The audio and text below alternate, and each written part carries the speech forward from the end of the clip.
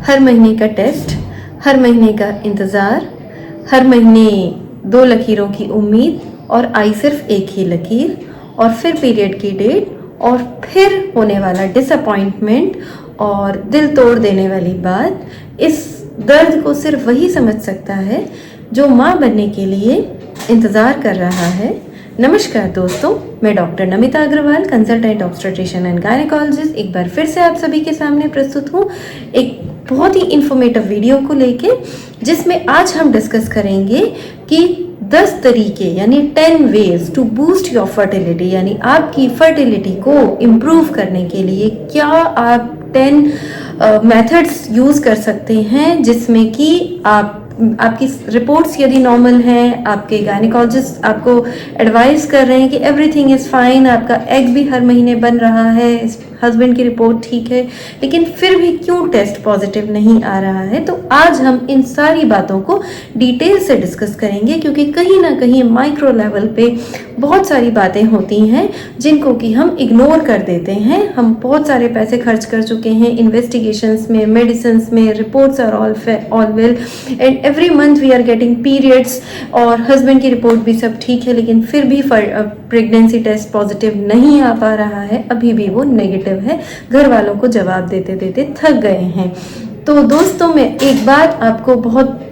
प्यार से समझाना चाहूँगी कि फर्टिलिटी यानी ये जो टेस्ट आपका पॉजिटिव आता है, ये सिर्फ आपके हार्मोन्स का खेल नहीं है, ये बहुत ज़्यादा सिग्निफिकेंटली अफेक्ट होता है, यानी प्रभावित होता है आपके बॉडी वेट से, आपके मेंटल स्टेटस से, आप क्या खाते हैं, कैसे, क्या आपका टेंशन का लेवल रहता है, आपका वेट ज़्यादा है या कम है, इन सभी बातों का आप बहुत ज़्यादा सिग्निफिकेंट इफेक्ट पड़ता है आपकी फर्टिलिटी पे। तो आज हम इन्हीं बातों को डिटेल में डिस्कस करेंगे और लास्ट तक मेरे साथ बने रहिएगा, क्योंकि जो सबसे लास्ट में बात आने वाली है वो सबसे ज़्यादा इम्पॉर्टेंट है। तो पहली बात हम यहाँ पर वेट को डिस्कस करते हैं। फर्टिलिटी के लिए एक प्रॉपर बैलेंस्ड वेट होना, आपकी प्रॉपर बीएमआई होना बहुत ज़्यादा ज़रूरी है। वेट यदि ज़रूरत से ज़्यादा है, यानी बीएमआई आपकी 25 से भी ऊपर है, तो ये भी फर्टिलिटी को नेगेटिवली अफेक्ट करेगा। और यदि बीएमआई 18.5 से कम है, यानी जो नॉर्मल बीएमआई का क्राइटेरिया है 18.5 से लेके 25 तक, 24.9 तक, यदि उससे भी कम है, 18.5 से यदि अपनी बीएमआई कम है, तो ये भी फर्टिलिटी को नेगेटिवली अफेक्ट करेगी।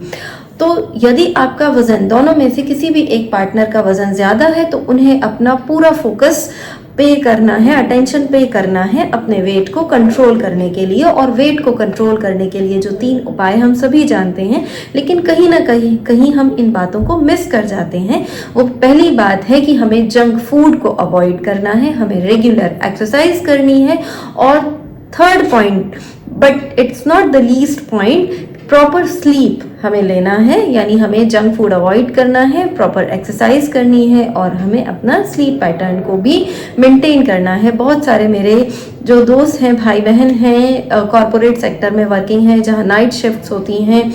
कॉल सेंटर्स में वर्किंग फीमेल हैं जहां नाइट शिफ्ट्स होती हैं, उनका सर्केडियन रिदम बॉडी का कहीं ना कहीं डिस्टर्ब रहता है। तो मेरी आप लोगों से ये गुजारिश रहेगी कि यदि कॉल सेंटर में या इस तरह का आपके वर्किंग आवर्स हैं जहां आपकी नाइट शिफ्ट्स रहती हैं, तो उन्हें थोड़े टाइम के लिए आप शिफ्ट करवाइए। जैसे ही प्रेगनेंसी हो जाए तो फिर से आप नाइट शिफ्ट कर सकते हैं after first trimester.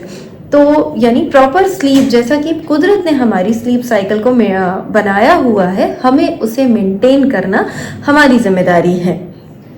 Second point हम डिस्कस करते हैं फर्टिलिटी फ्रेंडली डाइट। यहाँ डाइट फिर से आपके वेट को भी सिग्निफिकेंटली अफेक्ट करेगी। फर्टिलिटी फ्रेंडली डाइट में चीज़ें आती हैं, आपकी diet should be protein rich, it should be rich in green leafy vegetables, should contain nuts and seeds. Nuts में आ गए हमारे अखरोट यानी वॉलनट, अपनी बेरीज में अपनी क्रैनबेरीज हैं, रेजन्स हैं, अपनी ब्लूबेरीज हैं। ये सारी जो बेरीज हैं वो फर्टिलिटी को एनहांस करती हैं। हम ब्लूबेरीज और क्रैनबेरीज, यदि आप विदेशी डाइट पे नहीं जाना है तो जो हमारे हिंदुस्तान में मिलने वाली किशमिश हैं, यदि वो थोड़ी सी एक मुट्ठी किशमिश आप रात को पानी में अच्छे से वॉश करके साफ पानी में भिगो देंगे, आधा कटोरी पानी में, और सुबह उसको खाली पेट आप वो भीगी हुई किशमिश खाएंगे और उसका पानी पिएंगे, तो ये भी ये भी आपको बहुत ज़्यादा फर्टिलिटी को इम्प्रूव करने में हेल्प करेंगी। अखरोट आपकी फर्टिलिटी को इम्प्रूव करते हैं, आपके जो बैड कोलेस्ट्रॉल है उसको कट डाउन करते हैं, ओमेगा 3 फैटी एसिड से रिच होता है वॉलनट अखरोट, और ये आपके पीरियड्स के होने वाले पेन को भी रिड्यूस करता है, पीरियड्स को रेगुलराइज करवाता है, ओवरी से प्रॉपरली होने वाले ओव्यूलेशन को ये इम्प्रूव करवाता है, आपकी फर्टिलिटी को ये पॉजिटिवली अफेक्ट करता है यानी इम्प्रूव करता है।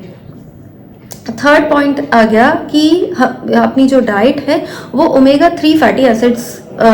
से रिच होनी चाहिए। अब ओमेगा 3 फैटी एसिड्स हमें मिलता है फ्लैक्स सीड्स में, सनफ्लावर सीड्स में। तो एक बात और मैं आप लोगों से गुजारिश करूँगी कि डेली का 1 स्पून फ्लैक्स सीड्स और सनफ्लावर सीड्स आप मिक्स करके अपने कंटेनर में रखें, और डेली का 1 से 2 चम्मच ये सीड इनटेक आपका ज़रूर होना चाहिए।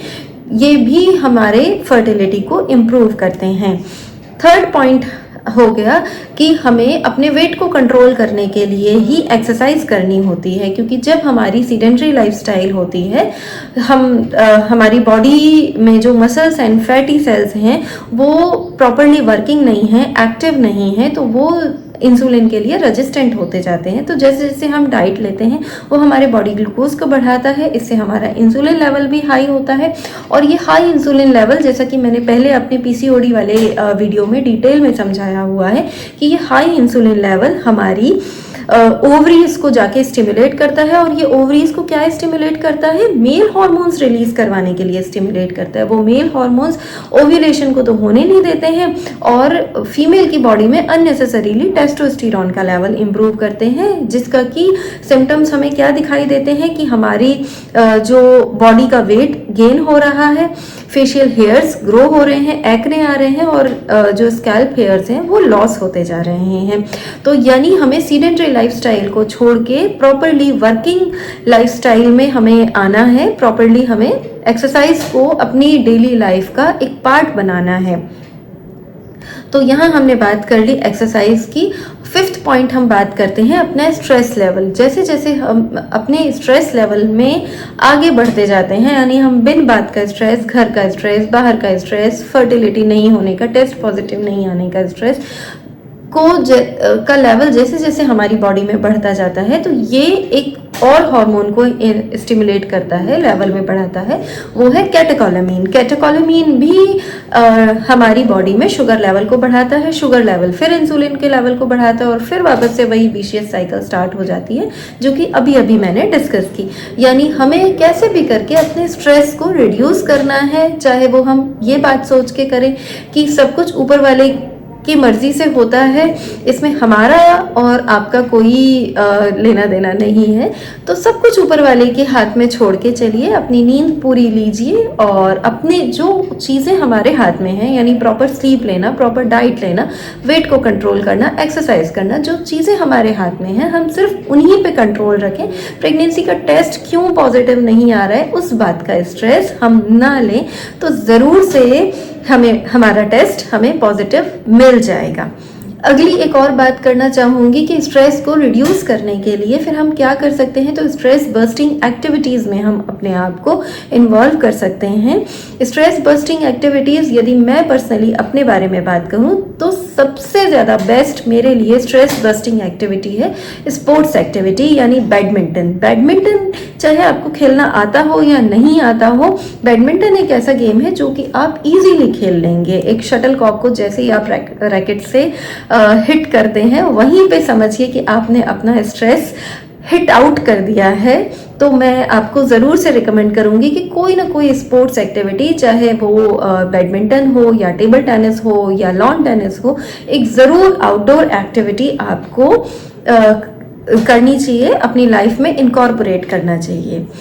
अब लास्ट की बातों में, last but not the least, यदि आप, क्योंकि 21st सेंचुरी है, यहाँ मेल ही नहीं फीमेल भी स्मोकिंग एंड अल्कोहल जैसी एक्टिविटीज़ में इन्वॉल्व हैं। तो मैं कहूँगी कि स्मोकिंग और अल्कोहल को आपको अपनी लाइफ से डिलीट करने की कोशिश करनी है। कंप्लीटली डिलीट नहीं कर पाते हैं तो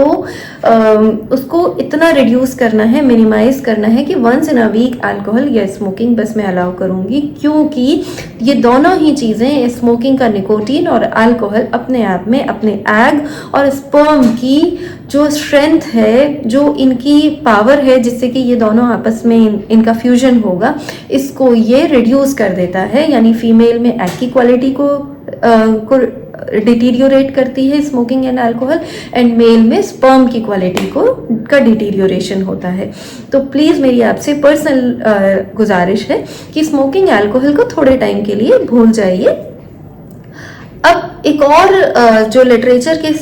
से हमारे सामने आता है वो है कि पहले के टाइम में यानी प्री कोविड एरा में यदि हम चले तो मेल फैक्टर जो था वो 30% ही रिस्पॉन्सिबल था, लेकिन अभी